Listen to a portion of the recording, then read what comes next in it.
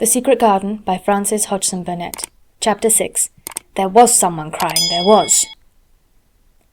The next day the rain poured down in torrents again, and when Mary looked out of her window the moor was almost hidden by grey mist and cloud. There could be no going out today. "What do you do in your cottage when it rains like this?" she asked Martha. "Try to keep out from under each other's feet mostly," Martha answered. There does seem a lot of us then. Mother's a good-tempered woman, but she gets fair moithered. The biggest ones goes out in the cow-shed and plays there. Dickon, he doesn't mind the wet. He just goes out the same as if the sun was shining. He says he sees things on rainy days as doesn't show when it's fair weather. He once found a little fox cub half drowned in its hole, and he brought it home in the bosom of his shirt to keep it warm. Its mother had been killed nearby, and the hole was swum out and the rest of the litter was dead. He's got it at home now. He found a half-drowned young crow another time and brought it home too, and tamed it. It's named Soot, because it's so black and it hops and flies about with him everywhere. The time had come when Mary had forgotten to resent Martha's familiar talk. She had even begun to find it interesting, and to be sorry when she stopped or went away. The stories she had been told by her ayah when she lived in India had been quite unlike those Martha had to tell about the moorland cottage which held 14 people who lived in 4 little rooms and never had quite enough to eat. The children seemed to tumble about and amuse themselves like a litter of rough, good-natured collie puppies. Mary was most attracted by the mother and Dickon. When Martha told stories of what mother said or did, they always sounded comfortable. "If I had a raven or a fox cub I could play with it," said Mary, "but I have nothing." Martha looked perplexed. "Can thou knit?" she asked. "No," answered Mary. "Can thou sew?" "No." "Can thou read?" "Yes." "Then why doesn't thou read something, or learn a bit of spelling? Thou'st old enough to be learning thy book a good bit now." "I haven't any books," said Mary. "Those I had were left in India." "That's a pity," said Martha. "If Mrs. Medlock had let thee go into the library, there's thousands of books there." Mary did not ask where the library was, because she was suddenly inspired by a new idea. She made up her mind to go and find it herself. She was not troubled about Mrs. Medlock. Mrs. Medlock seemed always to be in her comfortable housekeeper's sitting-room downstairs. In this queer place one scarcely ever saw anyone at all. In fact, there was no one to see but the servants, and when their master was away they lived a luxurious life below stairs, where there was a huge kitchen hung about with shining brass and pewter, and a large servants' hall, where there were 4 or 5 abundant meals eaten every day, and where a great deal of lively romping went on when Mrs. Medlock was out of the way. Mary's meals were served regularly, and Martha waited on her, but no one troubled themselves about her in the least. Mrs. Medlock came and looked at her every day or two, but no one inquired what she did or told her what to do. She supposed that perhaps this was the English way of treating children. In India she had always been attended by her ayah, who had followed her about and waited on her hand and foot. She had often been tired of her company. Now she was followed by nobody, and was learning to dress herself, because Martha looked as though she thought she was silly and stupid when she wanted to have things handed to her and put on. "Hasn't thou got good sense?" she said once when Mary had stood waiting for her to put on her gloves for her. "Our Susan Ann is twice as sharp as thee, and she's only 4 year old. Sometimes thou looks fair soft in the head." Mary had worn her contrary scowl for an hour after that, but it made her think several entirely new things. She stood at the window for about 10 minutes this morning after Martha had swept up the hearth for the last time and gone downstairs. She was thinking over the new idea which had come to her when she heard of the library. She did not care very much about the library itself, because she had read very few books, but to hear of it brought back to her mind the 100 rooms with closed doors. She wondered if they were all really locked, and what she would find if she could get into any of them. Were there 100 really? Why shouldn't she go and see how many doors she could count? It would be something to do on this morning when she could not go out. She had never been taught to ask permission to do things, and she knew nothing at all about authority, so she would not have thought it necessary to ask Mrs. Medlock if she might walk about the house, even if she had seen her. She opened the door of the room and went into the corridor, and then she began her wanderings. It was a long corridor, and it branched into other corridors, and it led her up short flights of steps which mounted to others again. There were doors and doors, and there were pictures on the walls. Sometimes they were pictures of dark, curious landscapes, but oftenest they were portraits of men and women in queer, grand costumes made of satin and velvet. She found herself in one long gallery, whose walls were covered with these portraits. She had never thought there could be so many in any house. She walked slowly down this place and stared at the faces, which also seemed to stare at her. She felt as if they were wondering what a little girl from India was doing in their house.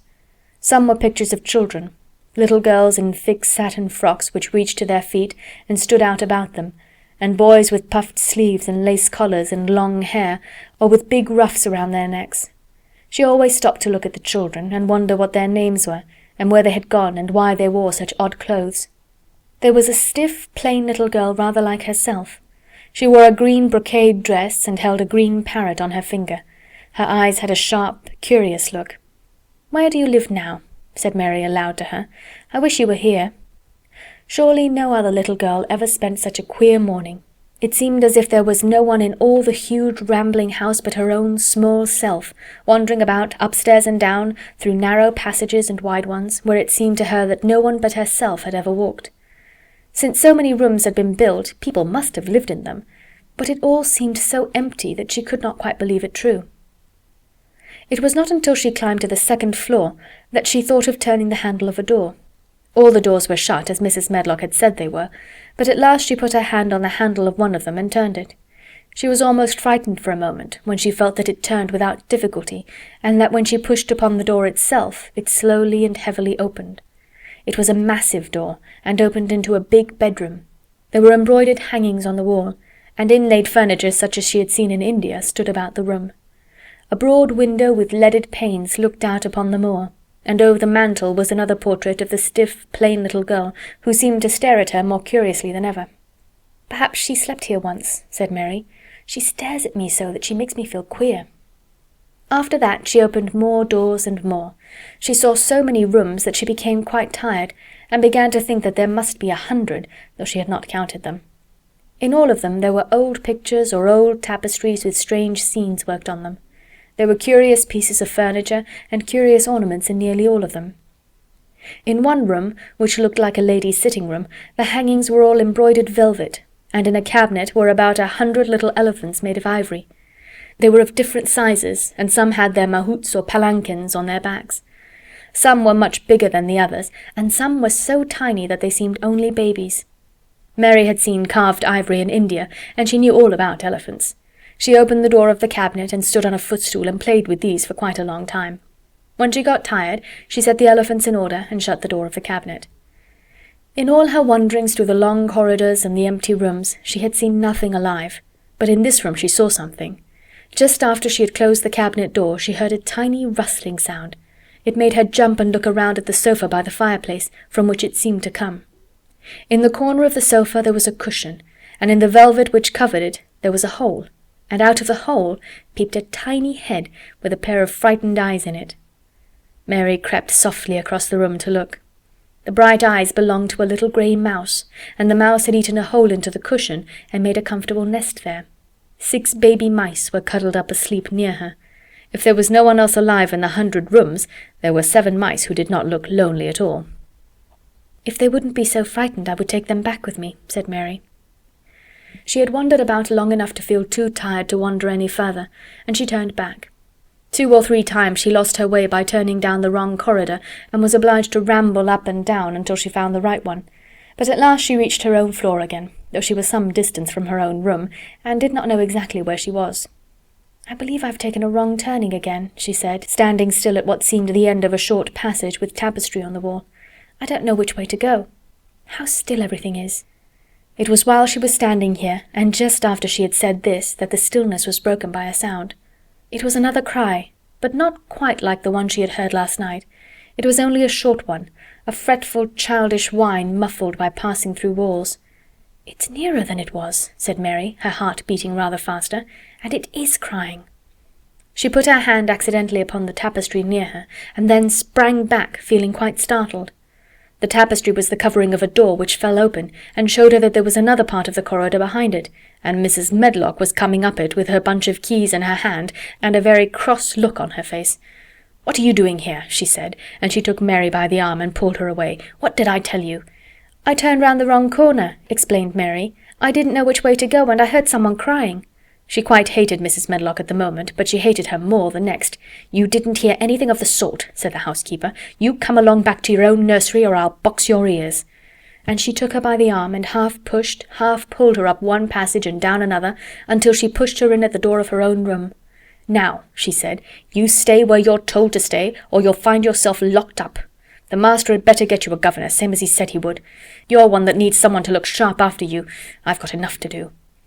She went out of the room and slammed the door after her, and Mary went and sat on the hearthrug, pale with rage. She did not cry, but ground her teeth. There was someone crying. There was, she said to herself. She had heard it twice now, and sometime she would find out. She had found out a great deal this morning. She felt as if she had been on a long journey, and at any rate she had had something to amuse her all the time, and she had played with the ivory elephants, and had seen the grey mouse and its babies in their nest in the velvet cushion. End of chapter 6.